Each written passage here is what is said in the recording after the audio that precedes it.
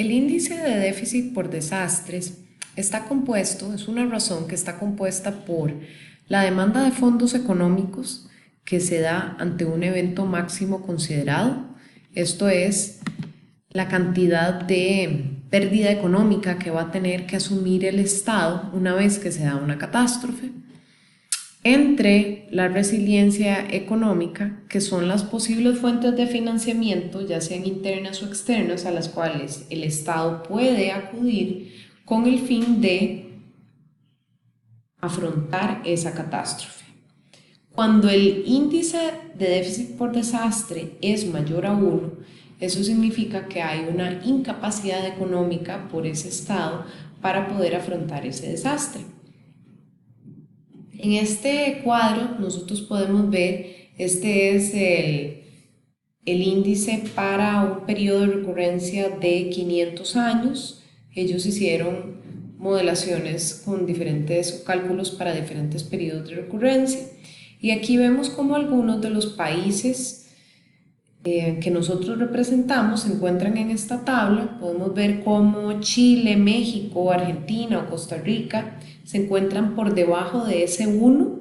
Eso quiere decir que ellos pueden afrontar desde la parte fiscal las consecuencias de un desastre, mientras que vemos cómo otros países están más alejados de ese 1, y eso lo que quiere indicarnos es la condición de vulnerabilidad fiscal en la cual se encuentran cada uno de estos países, o la exposición fiscal como tal. Este es uno de los ejemplos de los diferentes indicadores que hay para evaluar el riesgo, por lo que los invito a que se den una revisión en ese texto. En cuanto ya entrando al tema de las definiciones de qué es riesgo, qué es amenaza y qué es vulnerabilidad, para que nosotros podamos entender bien el riesgo, debemos de entender qué es una amenaza y qué es una vulnerabilidad, porque el riesgo está en función de esas dos variables. Por ejemplo, una amenaza está representada por el potencial de ocurrencia de un suceso, ya sea de origen natural o generado por la actividad humana, que se pueda manifestar en un sitio específico con una intensidad y con una duración determinada. Es el factor externo del riesgo, o algunos autores lo denominan así, porque vamos a ver más adelante cuál va a ser el factor interno. Ahora, ¿cómo se clasifican las amenazas? Las amenazas se pueden clasificar de acuerdo a su origen. Tenemos las amenazas de tipo natural, las amenazas socionaturales y las amenazas totalmente antrópicas. Dentro del esquema de la amenaza natural tenemos 4 posibilidades, lo que es las amenazas generadas por una geodinámica interna, lo que son las amenazas hidrometeorológicas, las amenazas por geodinámica externa y las amenazas biológicas. En cuanto a la geodinámica interna, esto está más asociado con la sismicidad, y la sismicidad la podemos ver de que la sismicidad puede llegar a producir licuefacción o a generar licuefacción bajo unas condiciones específicas del suelo, ¿verdad?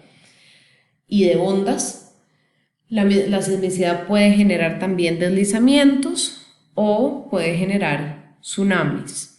En cuanto al volcanismo, el volcanismo se ve dependiendo de los diferentes peligros que esté emanando un volcán activo. Esto puede ser desde la caída de piroclastos hasta lahares, coladas de lava, dispersión de gases y lluvia ácida, sismicidad volcánica también y flujos piroclásticos.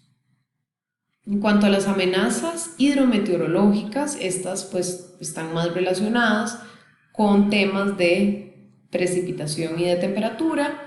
Aquí nosotros podemos ver algunos ejemplos de estas amenazas de origen hidrometeorológica, como lo son las inundaciones, como lo es la desertificación o la sequía, los fenómenos del Niño y la Niña, la misma variabilidad climática y el calentamiento global antropogénico caen dentro de esta categoría de amenazas hidrometeorológicas, y también como lo pueden ser tornados o huracanes.